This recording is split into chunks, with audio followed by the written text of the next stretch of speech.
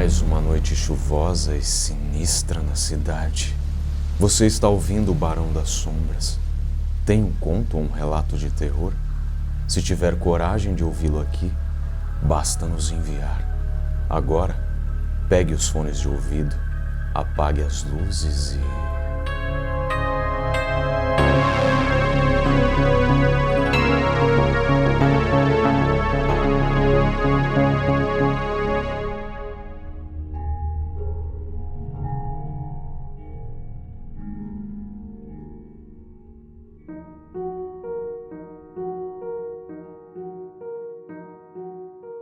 Olá, Barão.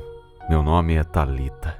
Tenho 32 anos, mas essa história se passou há alguns anos atrás, na minha adolescência. Eu tinha por volta de 15 anos quando tudo aconteceu. Aos 15 anos, eu morava com minha mãe, meu pai e meu irmão do meio, de 18 anos. Minha irmã mais velha já estava casada e morava em outra cidade, mas sempre vinha para nos visitar. Nesse dia, meu irmão acordou muito estranho. Ele sempre foi um garoto sorridente e comunicativo, bem mais extrovertido do que eu. Sempre acordava mais cedo do que eu e já me acordava com brincadeirinhas de cócegas nos meus pés, e eu odiava. Eu que sempre acordava de mau humor. Mas, nesse dia em questão, ele acordou tarde. Minha irmã já havia chegado em casa para nos visitar.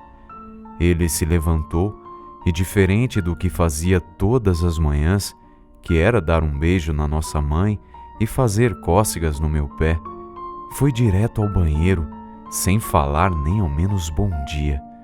Mas a gente entende. Sempre tem aqueles dias que acordamos de mau humor ou que não estamos muito bem. Minha mãe bateu na porta do banheiro e chamou por ele. Ele, por sua vez, com uma voz ainda meio sonolenta, respondeu para deixá-lo em paz. Fiquei espantada com o jeito que ele falou com a nossa mãe. Ele nunca tinha feito esse tipo de coisa. Fui até a porta do banheiro para ver o que estava acontecendo e perguntei: "Por que você está falando assim com a mãe? O que deu em você hoje?" Ele respondeu com o tom de voz alterado: "Me deixe em paz, desgraça!" E ficou gritando essas palavras horríveis por várias vezes.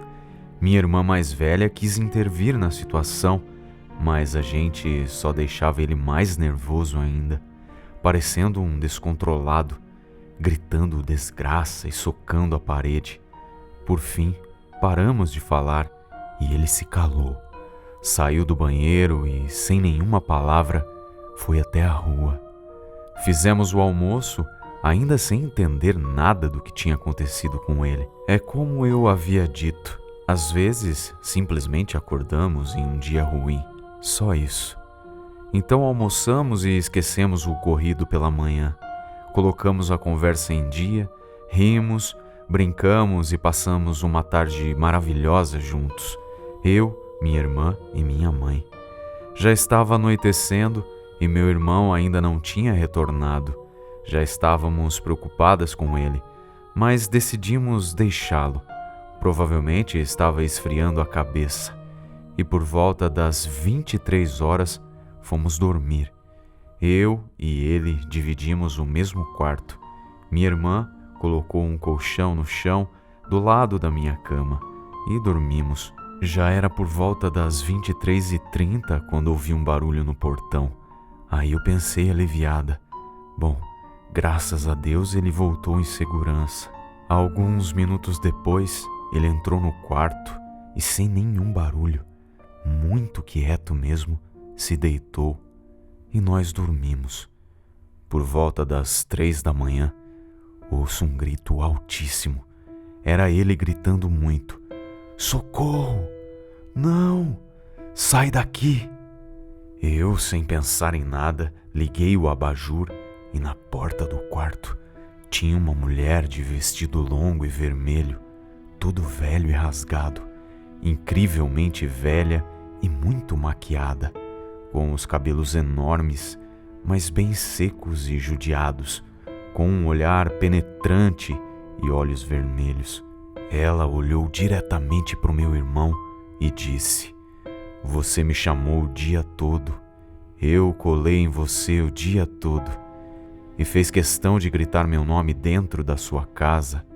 E agora estou aqui para fazer da sua vida uma desgraça mesmo. Não era isso que você queria?" Eu, nesse momento, estava paralisada e minha irmã no colchão também. De repente, essa criatura deu um pulo e voou no pescoço do meu irmão e começou a enforcá-lo. Ele se debatia na cama, tentava se livrar dela, mas não conseguia. Eu até queria ajudar, mas fiquei de alguma forma imóvel, congelada na cama. E ao que parece, minha irmã também estava assim. Ela nem conseguia falar. O medo se instalou no quarto e estava totalmente congelada de medo. Só conseguia mexer os olhos. E ele naquela agonia, até que ele conseguiu dar um grito bem alto e do outro quarto minha mãe ouviu. Ela, que sempre foi uma mulher religiosa, frequentava a igreja e servia a Deus. Levantou da cama num pulo só e pegou o óleo ungido que ficava na cabeceira de sua cama e correu. Quando chegou na porta do quarto, viu a cena e pediu proteção a Deus e imediatamente jogou o óleo naquela criatura que, diante de todos os presentes, deu um grito e, fritando igual alguma coisa no óleo quente, sumiu. Meu irmão, extremamente suado e cansado, sentou-se na cama e desabou em lágrimas. Eu consegui me acalmar e também me sentei. Nossa mãe foi até ele e, sempre muito doce conosco, abraçou-o e deu um beijo. Disse que ficaria tudo bem, que aquela coisa já tinha ido embora. Minha irmã também conseguiu dar um abraço nele e depois de algum tempo, todos nós voltamos a dormir, mas nossa mãe deitou lá com a gente, com ele precisamente na cama. Amanheceu o dia e todos nós acordamos bem cedo, ainda assustados com tudo o que tinha acontecido. Minha irmã passou o café e sobre a mesa meu irmão começou a falar. Desde ontem eu estava xingando, falando aquela palavra que não quero mais pronunciar, porque simplesmente quebrei meu videogame e uma raiva terrível tomou conta de mim.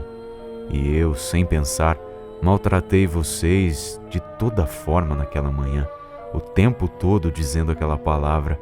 Quando saí para a rua, já senti uma força estranha do meu lado, mas a raiva alimentava ainda mais aquela força. Minha mãe disse para ele não se preocupar, que não iria mais voltar, e não era para ele repetir a tal palavra nunca mais. E assim, todos nós fizemos. Hoje, faz um pouco mais de 17 anos que essa história aconteceu. Eu sou casada, tenho 2 filhos, meu irmão também é casado com 3 filhos e minha irmã continua casada e na mesma cidade. Minha mãe, felizmente, faleceu e meu pai mora em outra cidade com sua nova esposa.